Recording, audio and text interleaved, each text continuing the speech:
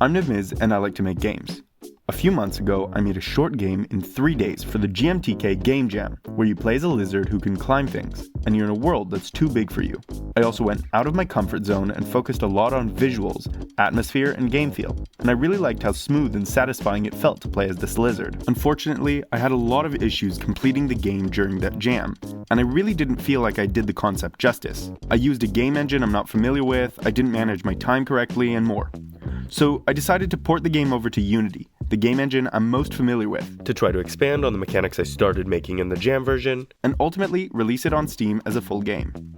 Porting what I had over to Unity wasn't much of a challenge, but the cool part was how I changed the lizard's movement. When I ported the game over, I took a lesson I learned from my previous game, Singularium, which focuses almost entirely on movement, and converted the movement code into something called a state machine. Now, stay with me here, non-technical viewers. I won't get too deep into the programming concepts, and you might just find this interesting.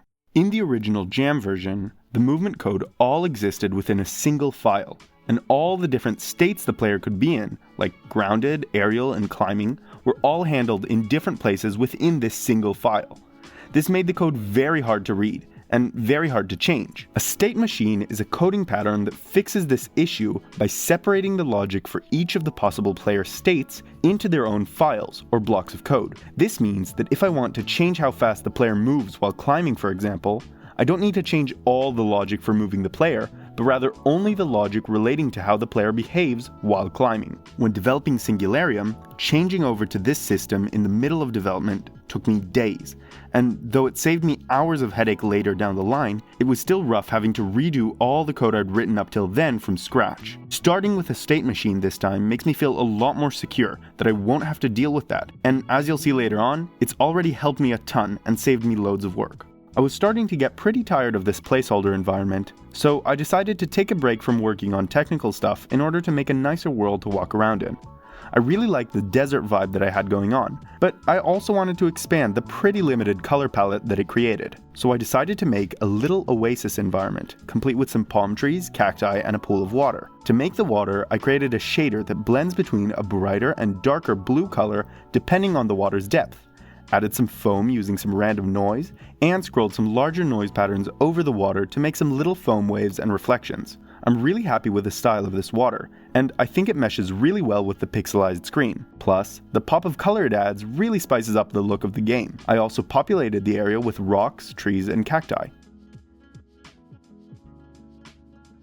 When I'm developing games, I really often find myself having to apply some math concepts into my programming, like linear algebra or analytic geometry. A tool I like to use to brush up on these concepts is this video's sponsor, Brilliant.org. Brilliant is an awesome learning platform with a strong focus on unique and interactive lessons. Instead of just memorizing what you learn, you apply it with the built-in exercises.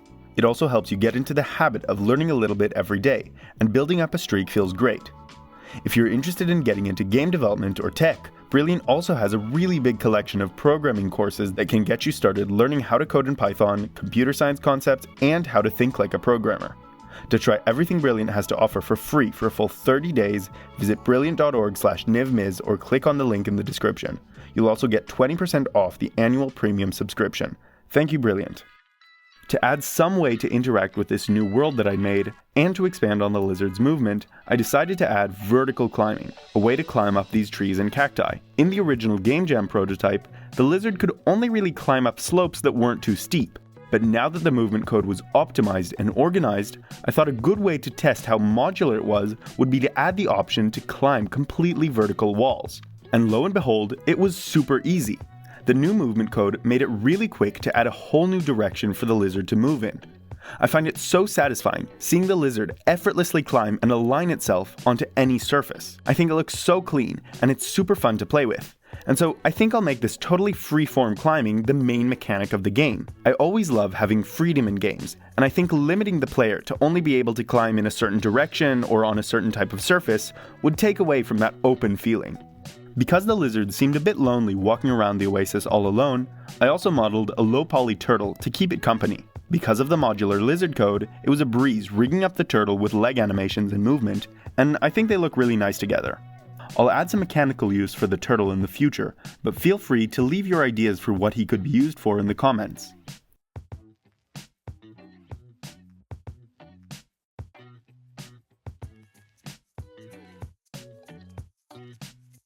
Just before we finish, I wanted to quickly mention two really important things.